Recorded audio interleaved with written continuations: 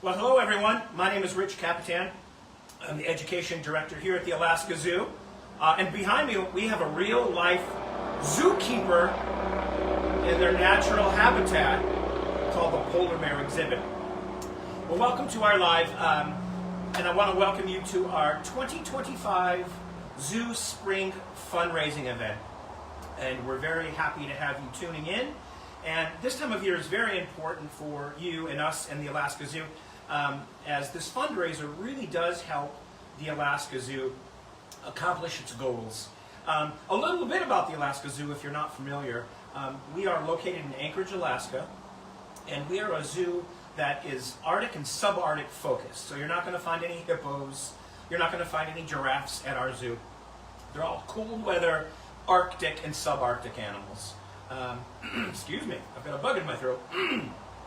It is Alaska, right? Not mosquito quite yet. Excuse me. Anyway, and we take in orphaned and injured animals, animal babies. And every spring and summer, we get very, very busy with intake of these orphaned or injured wildlife, usually babies. If you ever visit in the summer, boy, you can see all of the moose calves that we take care of. Sometimes our little moose yard is just full of little moose calves. And you're wondering, well, how do you get these moose calves in particular? So usually at the end of May, beginning of June, when the moose moms, the cows are dropping the calves. Maybe mom got hit by a car or something sad like that.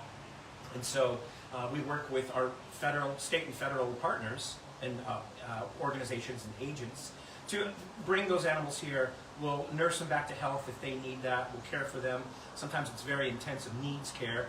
And then we will find either a home here for that animal at the zoo, or we will find another home elsewhere working within the zoo community. So that's a little bit about us. And so today we'll be definitely looking for some help financially to help those animals, as it's not cheap, as you can imagine. So currently I'm coming to you live from the polar bear habitat at the Alaska Zoo. And there was a zookeeper back there, I believe that was zookeeper Talia, and she is putting out what we call enrichment. And that's just fun stuff for the polar bears to eat, smell, play with, and that sort of thing. At the zoo, we want to make sure our animals are extremely happy mentally, as well as being physically fit, of course. So we have two polar bears, and we're going to be seeing them very quickly. Well, they're polar bears, and they're going to do what they want. Hopefully, they'll come out and interact with us. But we have two polar bears that live in this habitat. Cranberry, who you'll see is a much larger bear. She's a female. She's 23 years old, so that's a pretty older. She's a mature lady, as we like to say. And she was actually born at another zoo, the Denver Zoo. And she was born on Thanksgiving, and that's why she earned the name Cranberry. Hold on, it gets better. It's spelled B-E-A-R-Y. Yeah, see what they did? Anyway, so she's quite the older lady here, but we have a younger polar bear that lives with Cranberry, and her name is Kova, K-O-V-A, and that's an Inupiaq word for strong. She's got an interesting story which really ties into this spring fundraising event. Kova was found wandering up on the North Slope, approaching people, and again, she was only, I think, just under a year, so she shouldn't be by herself, so we're not sure what the situation was there. So here's this young bear that's a yearling approaching people and showing no fear of people, and that's a bad situation for the bear and for people, right? Either someone's going to get hurt by this too curious polar bear, or that bear would have been removed from the situation because it poses a danger for people. So again, working with our federal partners, we were able to bring her down here. She had a little bit of a quarantine situation just to make sure everybody's healthy and happy, and she was deemed a good bill of health, and then she came to live with Cranberry, and the two really, really, really enjoy each other's company. I don't want to get all anthropomorphic or they're like people in suits. No. They're bears and they do bear things, but they really do seem to enjoy each other's company. You'll often see them cuddling, playing, play fighting. They love to swim together. So, super cool. As this is live, you're going to hear some weird zoo sounds. I don't know if you can hear that. There it is. Lots of ravens at the Alaska Zoo. Wild ravens who visit the zoo. And there's one right above the building that I'm under here right now. And anyway, so it's kind of fun. But I'm going to actually turn my camera around and zoom in on the enrichment and get a better idea of what they're doing. So here we go. Stand by. We're going to do some movie magic. Here we go. Whoa, extreme. Whoa, it's the barf cam. So it is a bit bright this morning. Normally I would apologize. Oh, sorry about the glare. Listen, it's been gray and rainy for weeks. So I am loving this sunshine this morning. It's about 44 degrees if you're tuning in from elsewhere. But it's a pretty nice spring morning. And I don't know if you can see, but the leaves are just starting to pop on our trees, which is amazing. I just heard the radio call that the polar bears are going to be visiting the habitat here momentarily. One thing about the zoo that it's kind of hard to tell, especially on these virtual or programs, is you really can't see all the room they have. They have an extensive habitat that is sort of the front of house. They've got a pool, they've got waterfalls. The pool is 70,000 gallons. Massive, massive pool. But what you don't see is all of the behind the scenes areas. They have multiple areas back here. They've got denning sites, medical facilities. They have another yard. So they have a whole other area to explore. And often if you don't see the bears on exhibit, that's where those bears are. They've made the choice, not us. We leave that up to them to go visit the front or the back. So anyway, we've got some ravens coming in to look for those sweet, sweet treats that the keeper has left. Let me zoom over here. Again, the glare is a bit much this morning, but we'll do our best. I don't know what those are. Let's zoom in really close. Are those peanuts? I can't tell what those are. Those might be peanuts or... yeah, I'm not sure. Obviously, these animals are carnivores, but in the zoo, under human managed care, they get a pretty diverse diet. We're going to give them all kinds of fun things. Fun fact that Cranberry loves romaine lettuce. That's something that she wouldn't eat in the wild, obviously.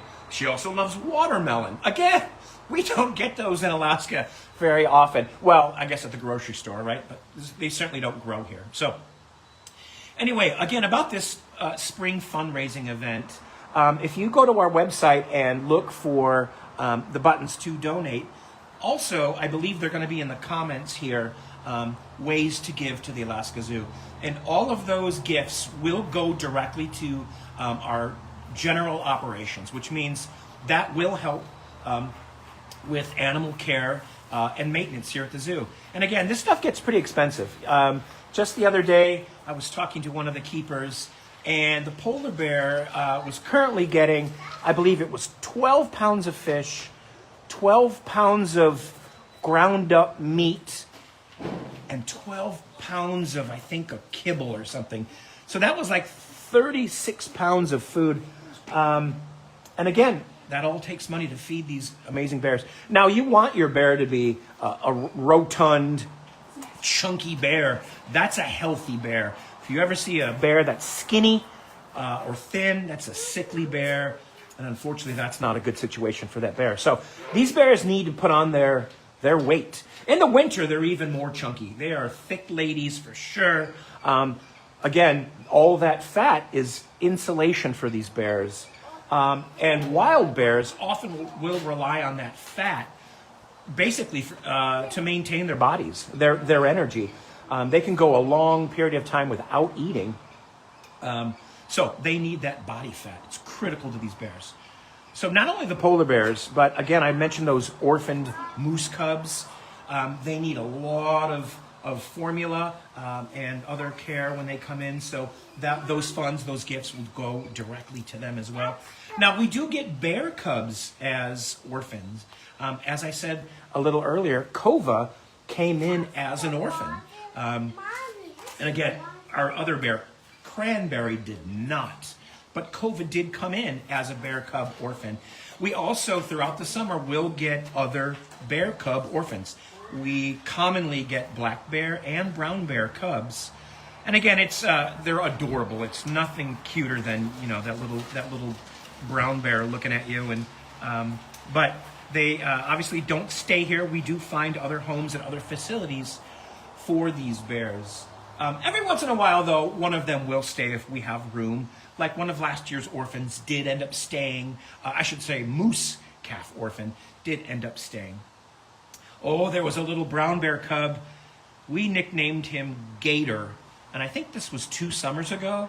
I wanted him to stay. He was just the most adorable little critter. But we did not have the space to accommodate little Gator. And somebody quickly expressed interest in him. And I believe he's now living in Pennsylvania, I think. Really good look at that beautiful white bear, Ursus maritimus. Scientific name literally means sea bear. Just a minute ago, just before we went live, Kova was swimming and doing her world-renowned diving technique. You say, Rich, what do you mean world-renowned? During the Olympics, Kova went viral. That's right. You're looking at a viral superstar on TikTok, as all the cool kids do. She was known for her dramatic diving technique. And of course, with the Summer Olympics and all that, it was pretty great timing. I'm going to move my camera a little bit and go look at Cranberry, our older bear. She's quite a bit bigger. There she is right there. Now, yep, the windows look a little dirty. It's true. Don't forget, it's the angle of the sun as well. So there's Cranberry. She's about 550 pounds. You can see she's just got kind of a different shape. She's a little more chunkier. Her color is a bit more yellow. Excuse me. I think that does probably happen with age, just like with my gray hair, formerly brown. I think she's got some yellow in her hair. But of course, that hair is awesome. It's camouflage for these animals. They're an ambush predator. They like to sneak up on their food, seals, maybe a walrus if they could catch one, or a beluga if they could catch one. But also it keeps them warm, super great insulative hair. The hair is see-through, so literally the follicle lets UV sunlight down onto their skin. Their skin is black. And just like if you've ever been in a car in the summer, maybe it's a black car. Oh, it's super hot. Maybe you've worn a black t-shirt out in the summer. Notice how hot you get? Yeah, black tends to absorb that UV radiation quicker. There's both bears in the frame right there. You'll see a lot of different toys in this habitat. Again, we want to keep them healthy and happy. We'll give them bouncy balls and toys and things to knock over and whatnot. There's a trash can in there. And I think people see that and they're like, why do you put trash in their habitat? Well, it's a trash can. There's no real actual trash in there. The bears like to squeeze them and step on them. There's one right there. It's all crushed. They love to put them in the pool. Sometimes Kova will wear it as a hat in the pool. Why? I don't know. I guess it's fun. But super sense of smell. I always say that polar bears' superpower is their sense of smell. They can smell food up to 20 miles away. Oh, here she comes. Let me try to zoom in on that kibble or whatever she's got there. Yeah, I can't quite tell. I think those are peanuts. Shell and all. Yep, she's got to get her fiber.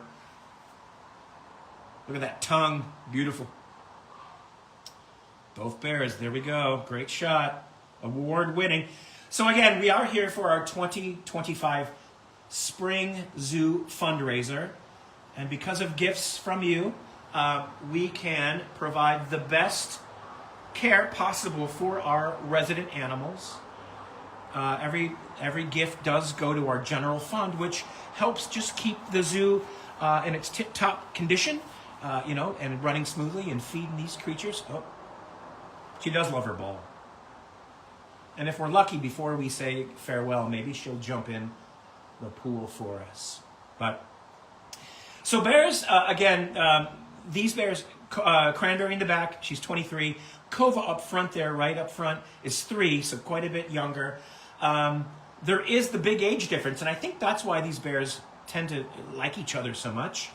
It's almost like a grandmother-grandchild situation, or maybe even you could argue a mom and cub thing. Typically, polar bears in the wild are solitary. They don't hang out in groups, unless that's a mom with cubs, or there's a really good food source nearby.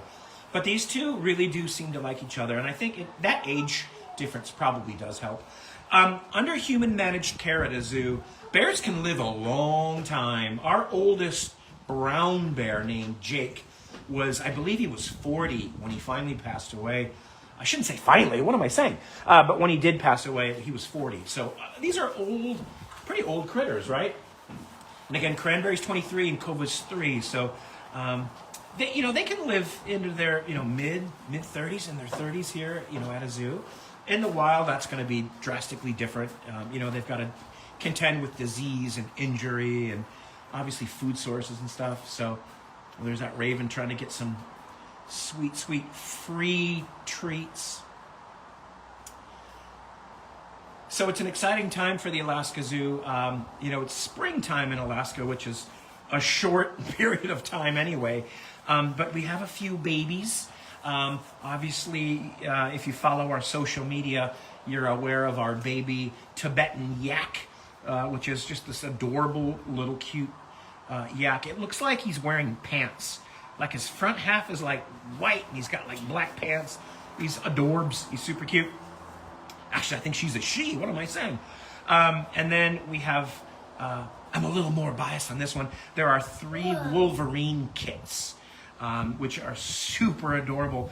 And fun fact, the Alaska Zoo has currently 5% of the world's population of wolverines in zoos, which is incredible. They're not very common in a zoo.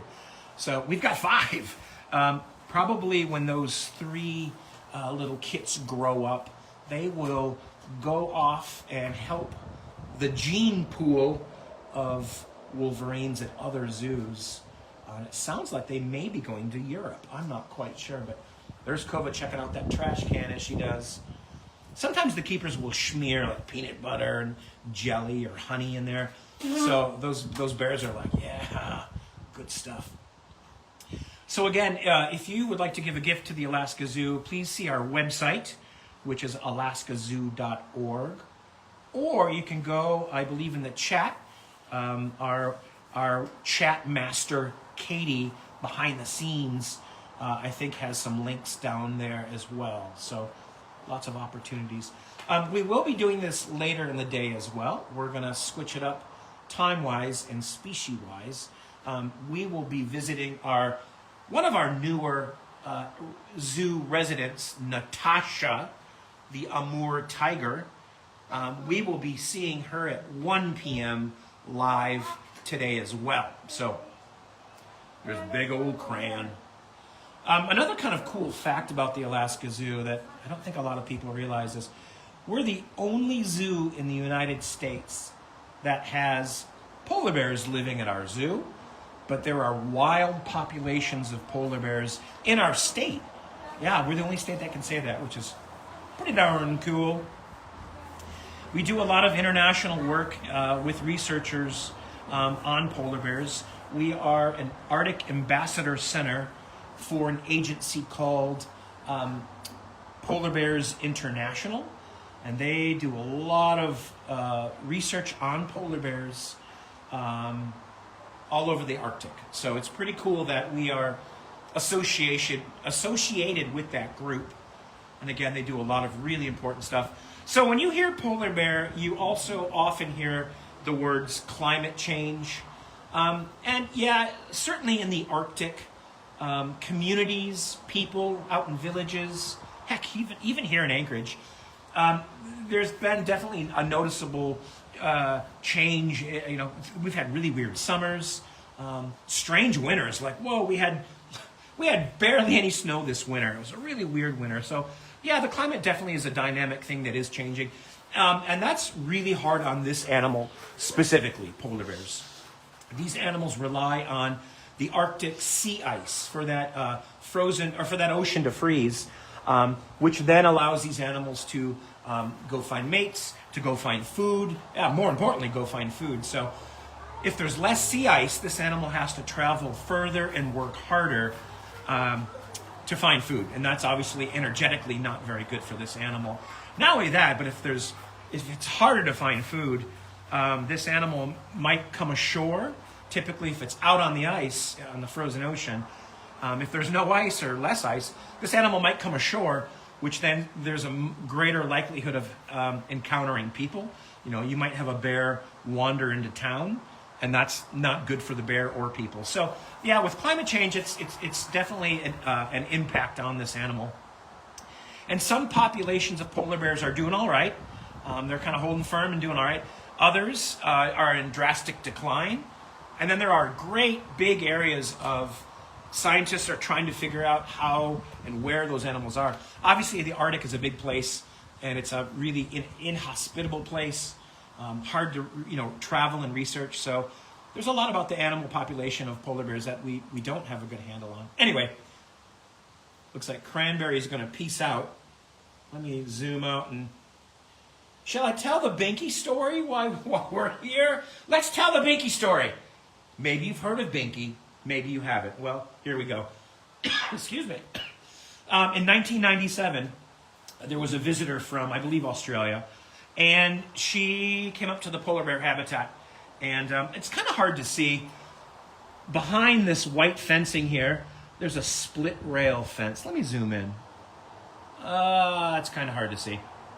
It's like a country fence, right? Like a split rail fence. Anyway, the lady wanted to get a better picture of our polar bears. So she jumped that fence, and she got right up to those white bars.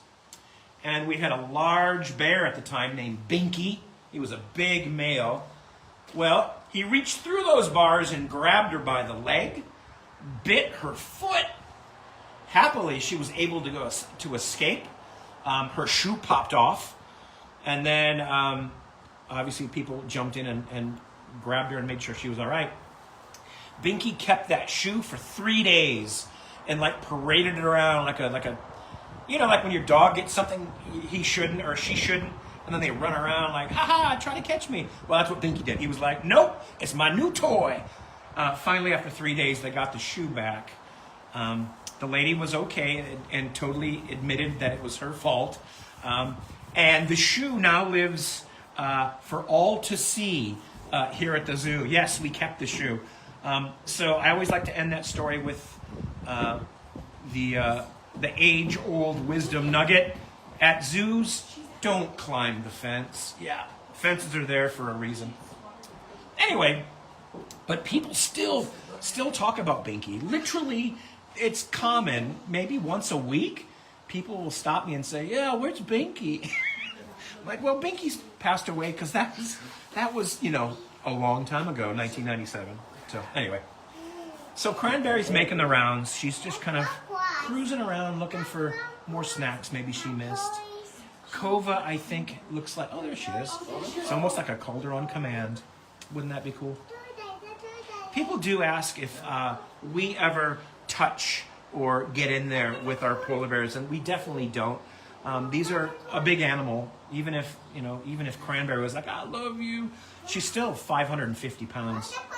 That bear could easily hurt you without trying. So, and then I didn't mention Kova is about 350, so quite a bit smaller, but she'll get a lot bigger. But no, we never get in there with our animals. We always have a barrier in place, which is smart, obviously. There's some bear behind. Anyway, well, so we are again here for our 2025 Spring Zoo fundraiser. And any gift that you could give to the Alaska Zoo is, one, obviously very much appreciated, but two, goes directly to providing care for these amazing animals that we have. You can hear the omnipresent Alaska small plane the fact, I think, what was the fact in Anchorage or Alaska? Maybe it was Alaska. 1 out of every 8 people is a pilot. So lots of flying that goes on in Alaska. So again, not only does the money that you give or gifts that you give go to help general operations at the zoo, but it does go to our injured and orphaned wildlife program. During the summer, it gets really, really busy here with our orphaned bear cubs, orphaned moose calves. Sometimes we'll get the random like critter from up north, like we'll have a muskox calf that might come in, or yeah, it depends. So every summer is always a little different, but summer at the Alaska Zoo gets really, really, really busy for sure. So there's our raven friend. Well, I want to say thank you for tuning in. Hopefully you enjoyed our beautiful sunny day here in Anchorage with our beautiful bears, Cranberry and Kova. Looks like no swimming at the moment, but oh, I should say, if you want to watch our bears anytime, whenever you want on your clock, you can go to the website alaskazoo.org and go to our live polar bear camera. It's on 24/7, 7 days a week, 365 days a year. You want to see what Kova's doing at midnight? Check it out. Go to the website. See if you can find her. I'm guessing she's sleeping, but... All right, well, listen, I'd like to say thank you again for tuning in. We will be back live on the social media at 1 p.m. Alaska time over at our tiger habitat, talking about Natasha, beautiful Natasha. All right, friends, thank you so much. We will see you soon. Farewell for now.